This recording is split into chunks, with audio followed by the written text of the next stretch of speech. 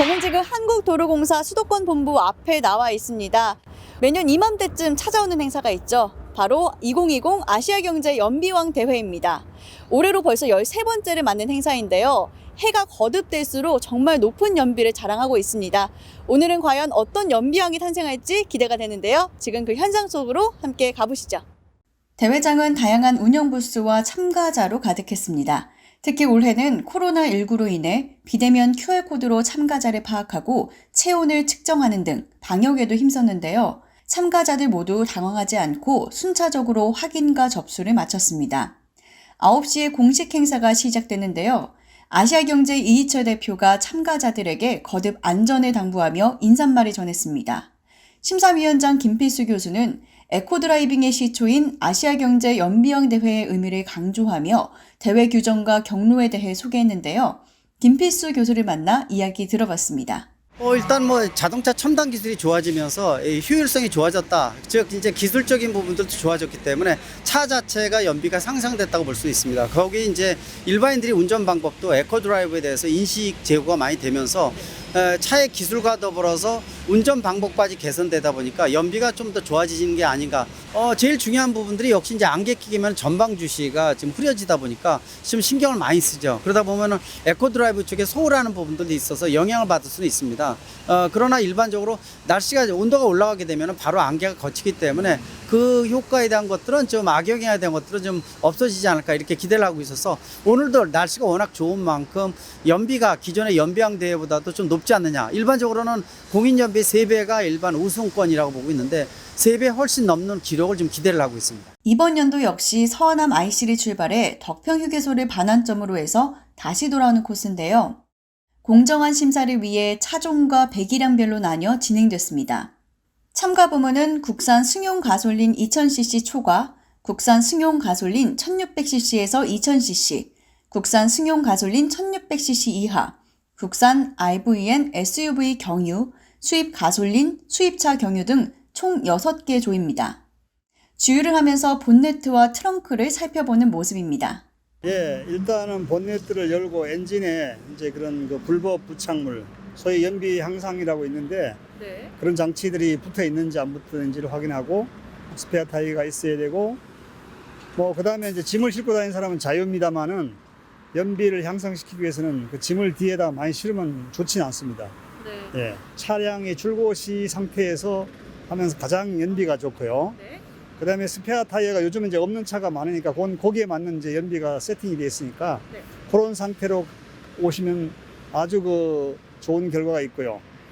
그 다음에 이제 운전할 때도 정속 운전할 수 있도록 이렇게 하는데 크루즈 모드가 좋은 점도 있지만은 그런 차 실제 실험을 해보면은 기계에서 해보면 그렇게 크게 차이가 좀 납니다. 그래서 그런 것보다 사람 발이 인위적으로 싹 해서 내리막길이나 언덕에 아주 그렇게 운전하는 것이 에코드라이브에 훨씬 효과가 좋습니다. 대회에는 다양한 형태의 참가자들이 있었습니다. 먼저 국산 승용 2000cc 이상 부문 참가자를 만나봤습니다. 작년에 이어서 올해 2번째 참가하고 있습니다. 휴일을 좀 재미있게, 좀 특별하게 1년에 한 번은 보낼 수 있는 것 같습니다. 여성 참가자를 만나봤습니다. 작년에 저희 신랑이 했고 올해는 제가 교대로 하는 걸로 해서 참가했거든요. 1등 해야죠. 친구가 이런 대회 있다는 걸 알려줘가지고 저도 몰랐는데 친구 덕분에 참가하게 됐어요. 그러셨어요? 강변북로 자유로 탈 때는 브레이크 잘 안 밟으려고 하거든요. 그래서 차가 연비가 그렇게 좋진 않은데 그래도 최고 18까지 찍어봐서 관심이 좀 있습니다. 가족 단위의 참가자도 눈에 띄었는데요. 과속하지 않고 그냥 평범하게 다니면 그래도 연비가 좋으니까 요즘 기름값이 그래도 많이 저렴해졌다고 해도 그래도 부담스러운 게 기름값이니까 조금씩이라도 아낄 수 있는 만큼 또 그만큼 이득이니까 화이팅! 수소전기차 넥소, 니로 EV, 트위지, 볼트 EV, EQC, 이트론 등 다양한 친환경차가 눈길을 끌었는데요. 참가자들의 지루함을 덜어줄 포토존과 1분 캐리커처 존도 눈에 띄었습니다. 참가자들의 차량이 모두 들어오고 연비를 측정한 결과 수입차 경유 부문에 참가한 김호영 씨가 전체 대상을 거머쥐었습니다. 디젤 1리터로 31.3km를 달리는 놀라운 연비를 기록했는데요. 김호영 씨를 만나 비결을 들어봤습니다. 기쁘죠. 태어날 때보다 더 기쁜 것 같습니다. 생각지 않게 많이 막혔는데 전체적인 차량의 흐름과 엔진 RPM 조정, 그다음에 관성을 많이 이용하는 것 같습니다. 차가 많이 막히면 흐름을 봐야 되거든요. 그럼 차선에 따라서 좀 덜 막히는 차선이 따로 있고요. 그다음에 엔진 RPM은 이제 저영역대, 1000rpm 초반대에 변속을 하는 그런 스킬이 좀 필요한데 그렇게 주행을 했고요. 그다음에 관성, 차가 이제 동력에 어떤 힘을 받았을 때 그 힘을 많이 좀 이용해서 운행을 했습니다. 올해로 13번째를 맞는 아시아경제 연비왕 대회. 해가 거듭될수록 높은 연비 향상률을 보여줬는데요.